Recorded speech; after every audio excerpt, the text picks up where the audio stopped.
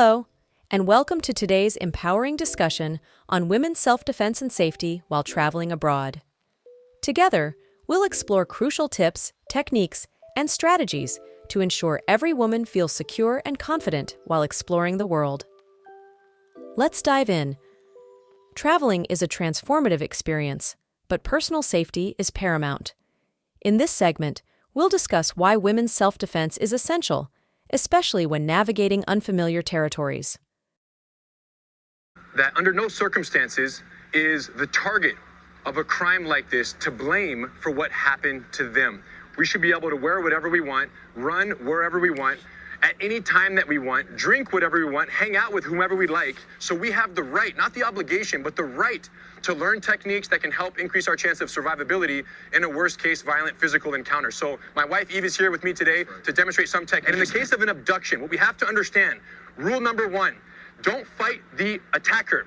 Fight the attacker's objective. What they would like to do is grab and isolate and remove you from the primary crime scene as quickly and as quietly as possible. So our objective is to delay, to slow things down and make it as loud as possible to draw attention to the situation. So if Eve is over here and I get a hold of her, look what she's gonna do. Somebody help! Help!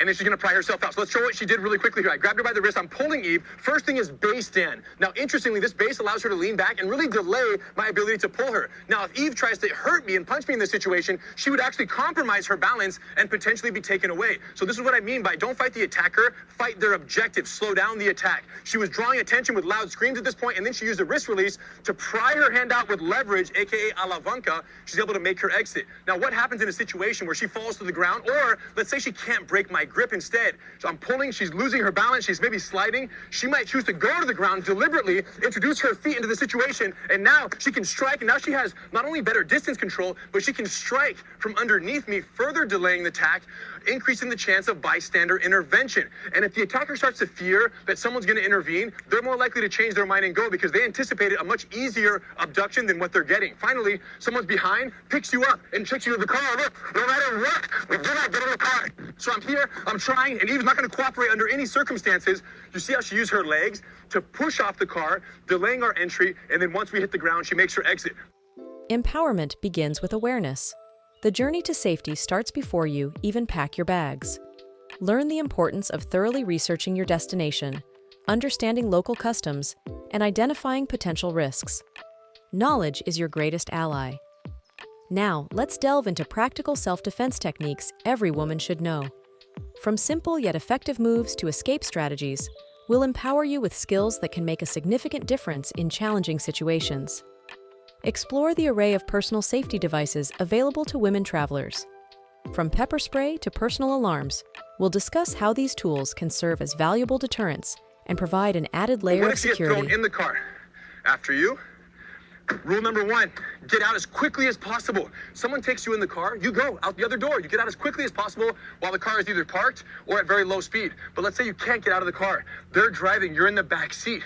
If you can't exit the car, there is an option to use a vascular neck restraint, a very effective technique. I'm driving, watch what Eve does from here. She wraps, she locks her hands together, and then from here, I gotta breathe. Bilateral carotid artery compression.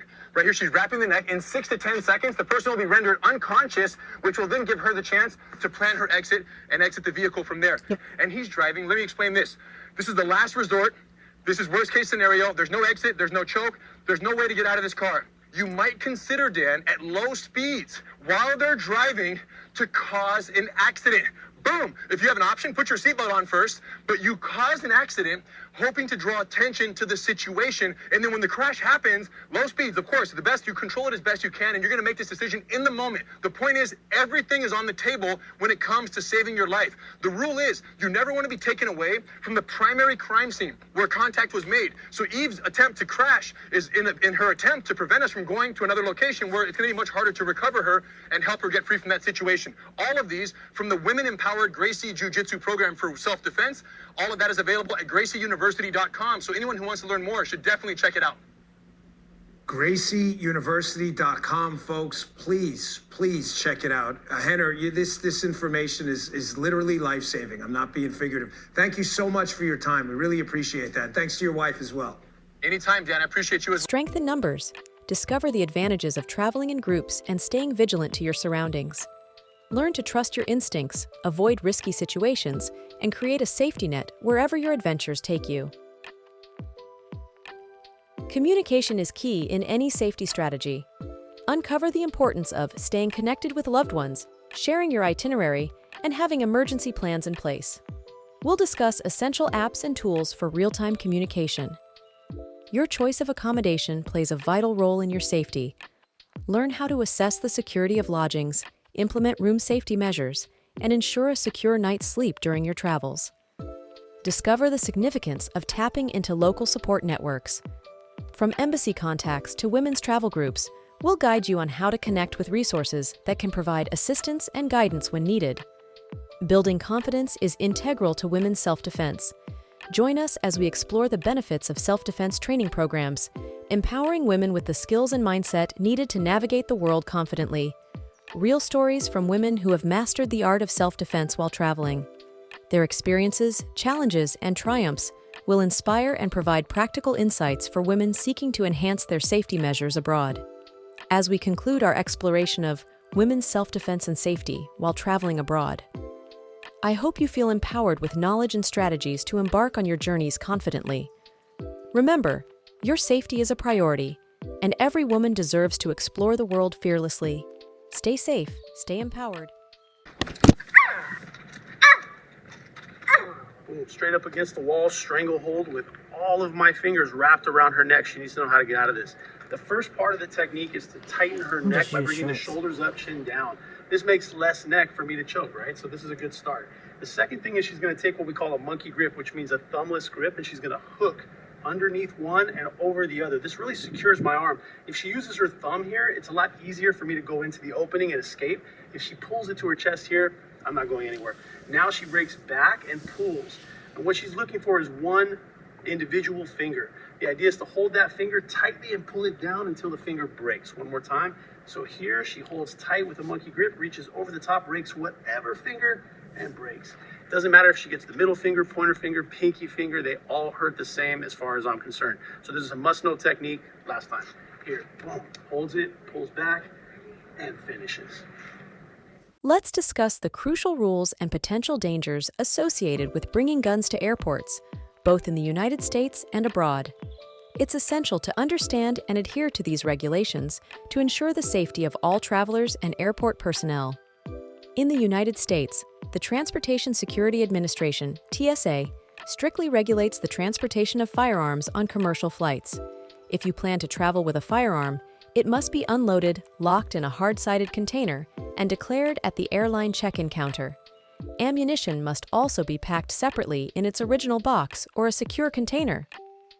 When it comes to international travel, regulations vary significantly between countries.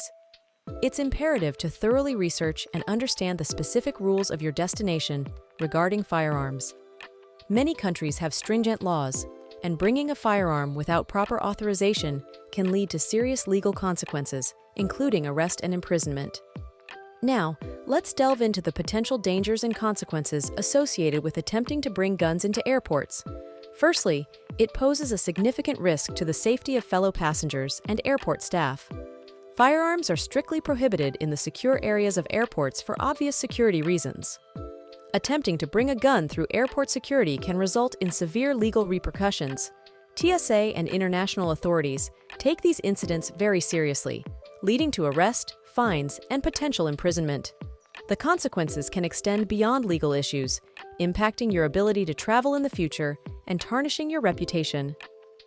As responsible travelers, it's crucial to prioritize the safety and well-being of everyone at the airport.